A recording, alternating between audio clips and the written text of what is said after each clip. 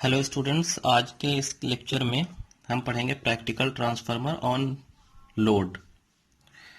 तो सबसे पहले बेसिक स्ट्रक्चर ड्रॉ कर लेते हैं ट्रांसफार्मर का।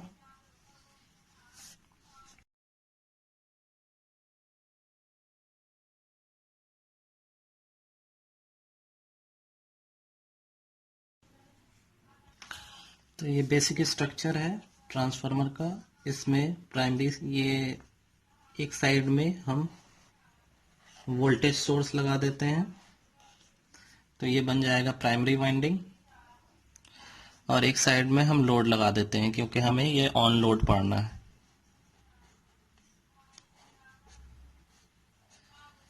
तो ये हो गया आपका लोड। तो ये बन गया आपका सेकेंडरी वाइंडिंग और ये है आपका प्राइमरी वाइंडिंग।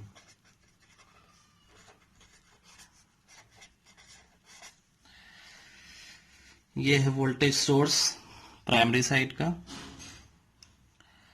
अब जैसे ही हमने ये वोल्टेज सोर्स लगाया, यहां से ये प्राइमरी करंट फ्लो करेगा, ठीक है, I1। अब इस प्राइमरी करंट की वजह से ये प्राइमरी करंट ऐसे फ्लो करेगा,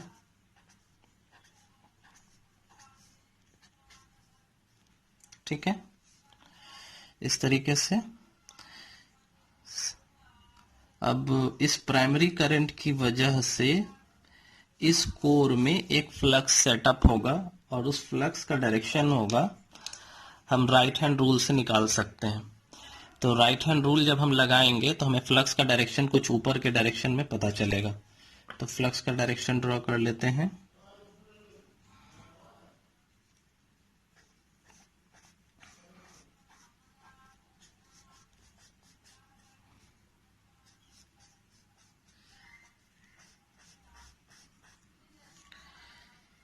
ये होगा आपका फ्लक्स का डायरेक्शन ऊपर के साइड में।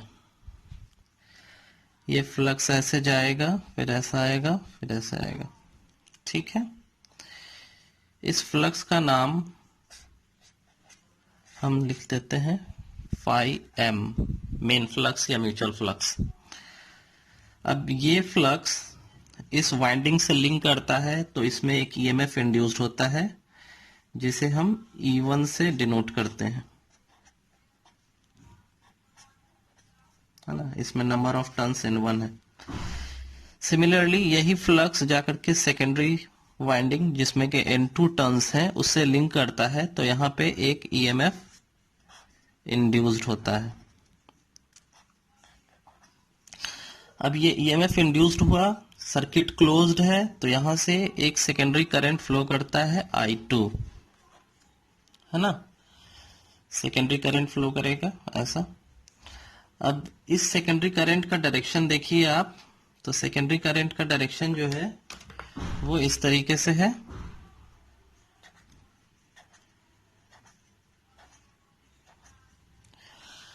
अब क्योंकि इसका डायरेक्शन इस तरीके से है, तो हम राइट हैंड रूल से हम निकालेंगे डायरेक्शन फ्लक्स का।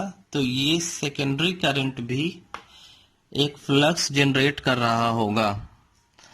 ये सेकेंडरी करंट एक फ्लक्स जनरेट कर रहा है जिसका डायरेक्शन है ऊपर के साइड में। तो चलिए मैं ड्रॉ कर लेता हूं। ये I2 की वजह से,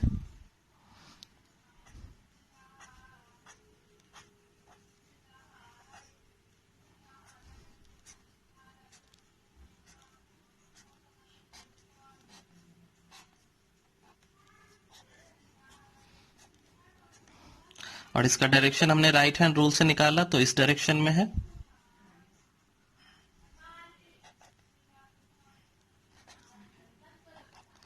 यानी कि मेन फ्लक्स के अपोजिट डायरेक्शन में। चूंकि ये फ्लक्स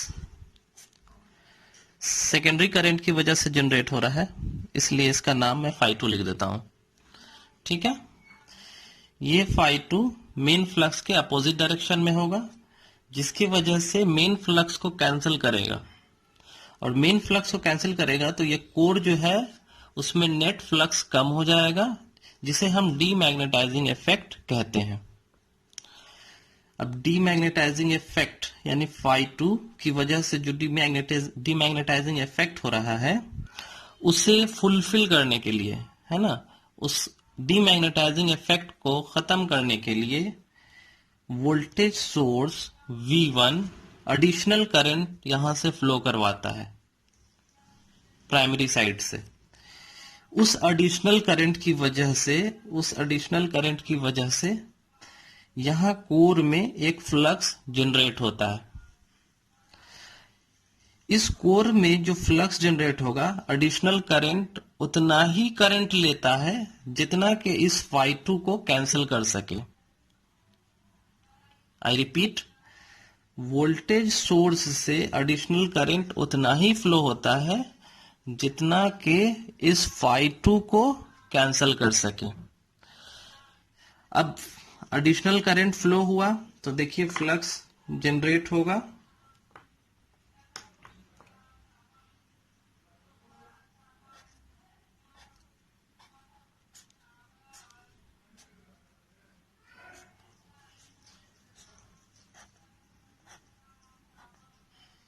और फ्लक्स का डायरेक्शन सेम डायरेक्शन में करंट फ्लो होगा तो हम राइट हैंड रूल से निकाल सकते हैं। तो ये हो जाएगा आपका फ्लक्स का डायरेक्शन।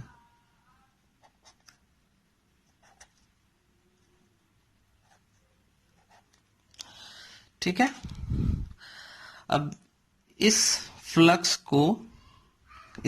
का डायरेक्शन अगर हम देखें और इस फ्लक्स का डायरेक्शन हम देखें, चलिए, चूंकि ये एडिशनल करंट फ्लो कर रहा है इसे हम लिखते हैं phi2 डैश।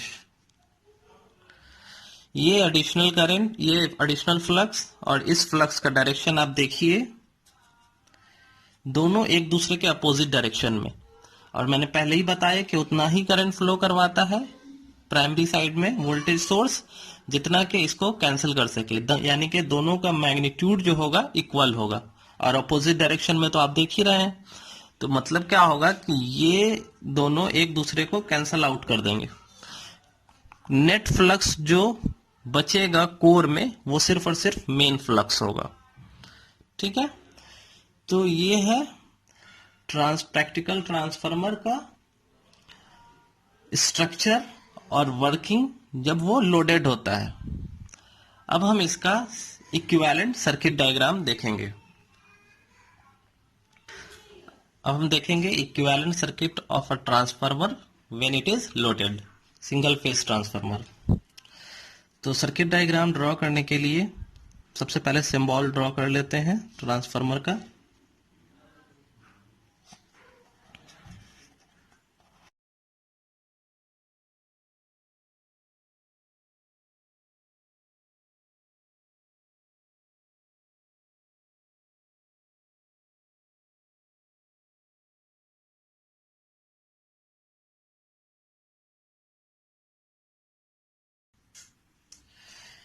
यह है आपका voltage source V1, primary winding resistance R1, primary winding leakage reactance X1, resistance RC, magnetising reactance XM, ये I म्यू, ये है आपका नो लोड करंट, ये आपका core loss component of no load current, ये magnetising component of no load current.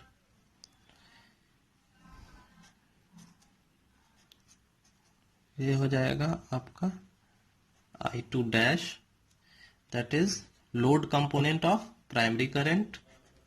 ये हो जाएगा I1, यहां से फ्लो करेगा I2। ये है आपका सेकेंडरी वाइंडिंग रेजिस्टेंस, ये secondary current, secondary leakage reactance, ये हो गया लोड। ठीक है। यहां पे आपका N1 number of turns, secondary number of turns, primary number of turns,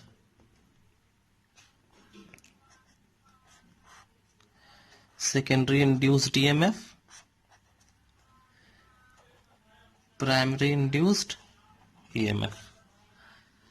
ठीक है, मैं सारे के कंपोनेंट की लिस्टिंग कर देता हूं। V1 primary voltage source,